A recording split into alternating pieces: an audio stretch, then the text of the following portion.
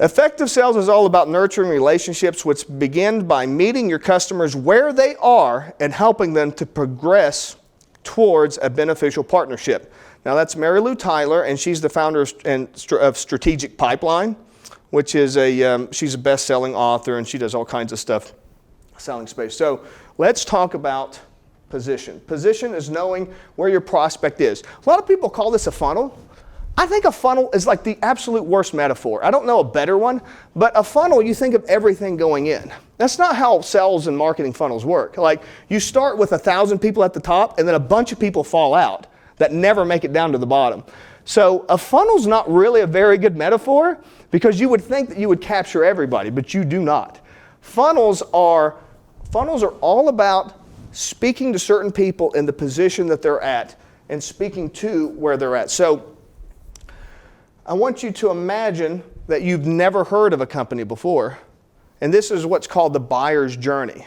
The first step is that awareness. Maybe you don't even know that maybe you've got, your stomach's upset or something like that, and you hear an ad for a new supplement that affects gut health, and you think, I didn't even know there was anything for gut health. I didn't know that was a thing. Now you're at the awareness stage. That's the very top of the funnel. You had no idea. Now you're aware that there's a problem. And even more so, there's a solution. So that's the first step that you want to meet people on. That's the first position. The next position, and there are tons of variations on the buyer's journey, but this is kind of the three main ones. The next is the consideration stage. That's when, okay, there are solutions to gut health problems. What are they? Oh, there's exercise, there's diet, there's supplements, there's medicine, all these different things. So that's the consideration stage. And then finally, that's when you're looking around, that's when you're Googling, that's when you're searching for stuff. And then finally, you get to the decision phase. That's when you're actually deciding, okay, am I going to go with brand A or am I going to go with brand B? That's the decision process. You always want to talk to people in your messaging at the position that they're at. Sales and marketing, whatever you get interpreted as being spammy, aggressive, those types of things, those types of negative sales connotations, it's always because you're speaking out of position every single time.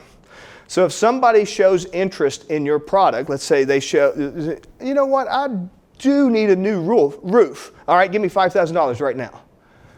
You're going to be interpreted as being a jerk because you're out of position. Like, they're just aware that they need it now, and you're already at the decision phase. So that's what you need to think of in all of your messaging. Whenever you're talking to people and whenever you're presenting messaging, you need to always keep in mind in what position the person you're talking to is. Now, it's a lot easier to do in person because you know the person, but there's techniques you can do that in marketing as well. The best way to understand this concept, I like to use the metaphor of going out on a date. So if you go to, let's say you know any event whatsoever, if a guy like me sees a girl, walks up to her and says, "Hey, how about Julie and Andrew?" And she says, "Julie and Andrew, what's that?" "That's what we're going to name our kids because we're going to get married."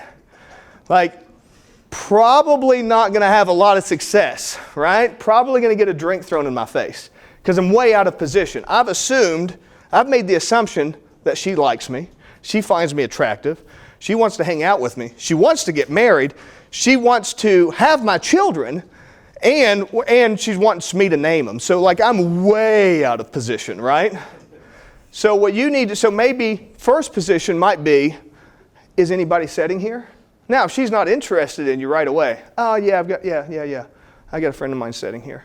Okay, then you move on. But no, nobody's sitting here. Okay, now maybe I sit down. Well, can I buy you a drink? And now, can I go out on a date? Would you like to meet me next week? Would you like to have a second date? Would you like to have a third date? Now you're in a funnel. The same thing. It's the same thing as a funnel. It's the exact same thing. That's you're moving your prospects through this process, step by step. You always careful. Now you do have to move them, and you always have to be. That's what the call to action's all about, and everything is getting them to take that next step. That's why you need that call to action. You always want to ask them if they're ready for the next step. But you do not assume the answer is yes, that they are ready for the next step. Never assume. That's when you get labeled as pushy, salesy, spammy, and those types of things. All the negative connotations. Approach sales with a panoramic view.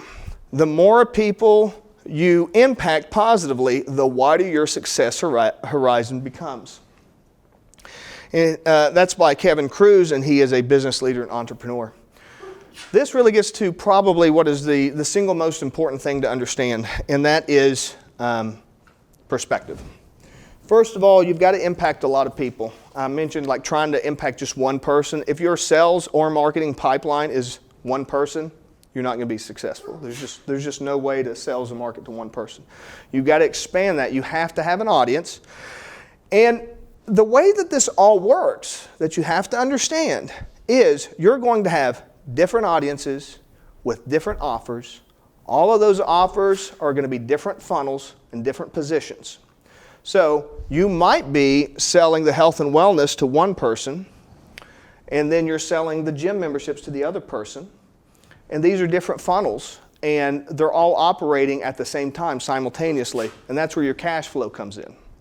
Okay, so you're not spending all of your time with this one thing. These are all separate funnels. They all feed into each other, and they all interact differently. And what you can do once somebody becomes a customer, maybe they like your healthy brownies. Well, then maybe they'd be interested in learning more about your weight loss techniques or whatever. So now they're already in a certain position in that funnel. So all of those things feed into each other. But perspective is really, really hard for people to understand. I tell people plain and simply, when it comes to marketing, sales are a little bit different because usually sales, you're dealing with a warm market instead of a totally cold market. But when you're dealing with cold market, that's people that are at the awareness stage that don't know anything about you, don't have any experience with you. You can expect a 3 to 5% conversion rate at best. So you need to measure things, and you need to have an understanding of that. Now, that's cold market. If you're getting more than 5% of a conversion rate, then you need to increase your spend. Okay? So if you post that TikTok video and all of a sudden you're getting people reaching out to you, start posting more TikTok videos. That's hot. That's working for you, okay? If you post a TikTok video and you get a few responses, that's fine. You have to determine whether or not it's worth your time or not. Are you getting a 5% return? Are you getting a 3% return? You have to kind of pay attention to those numbers. If you're getting less than 3%, that means it's pretty easy to figure out. You've either got the wrong offer or you've got the wrong market. So you just adjust those two until you can get into that 3 to 5% range. I've ran into a lot of people have a really, really hard time with this one. So when I first started at a company, we didn't have anything. We didn't have an email system. We didn't have, a client. I mean, we had like a client database, but we didn't have like any kind of like a list of past clients or anything. And we were going to have a lunch and learn. So I got with Steve.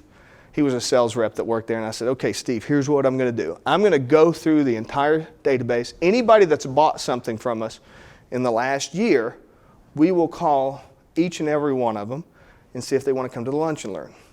So I went through the whole database and I got all the contact information. I gave it all to Steve. It was about 200 names or so. And I said, all right, Steve, have at it. Call like 10 a day. The lunch and learn's not for another month. So you call 10 a day, you'll get it knocked out in a couple of weeks, no problem. A week later, like no signups, like not even any activity on the website or anything, like nothing going on. So I see Steve and I say, Steve, what kind of objections are you getting? Like what are people saying? Why aren't they signing up? And he says, oh yeah, well, I called the first 3, they said no, so I figured they'd all say no. That is not how it works. That is not perspective, okay? Perspective is you're going to get 99 no's before you get one yes. Okay? You're going to be told no a lot. Be used to it. Now, like I say, with warm market, it's a little bit easier because they know who you are, they know, like, and trust you, and they're going to be ready to help you out. But just understand, you're going to get lots of no's. You're going to see lots of traffic gone to your website. And then you can optimize, and there's techniques and tactics for optimizing website conversions and all that kind of stuff. But just understand that once you have all this stuff in place, you're still going to get low single-digit conversion rates on cold traffic. That's just the way it is. They don't know who you are. They don't trust you. They don't believe you. They've got to get warmed up for you. That's one of the reasons why remarketing is so powerful, and that's why you see whenever you go to Amazon and you search for something, and then all of a sudden you see ads for it all over your Facebook and all over the place on your phone. That's the reason that's so powerful, is because you don't usually buy something the first time you see it. You have to think about it and think through it. Now, if you measure all this stuff, you'll get some really cool information. You'll be able to use it. One of the coolest stories I ever heard was there was a company that sold self-lubricating catheters. And these are mostly for elderly people that had specific medical needs. So it's not, it's not for a young group. It's for specific people. And they were measuring all of their advertising, and they were getting really solid conversion rates from Bing, the search engine Bing, which was really unusual, because Bing isn't a very popular search engine. You've probably heard of it, but it's not unusual. Well, what they found out, of course, was computers, when you first get them, Bing is the default search engine. So the older audience, they didn't know any better than to change their search engine.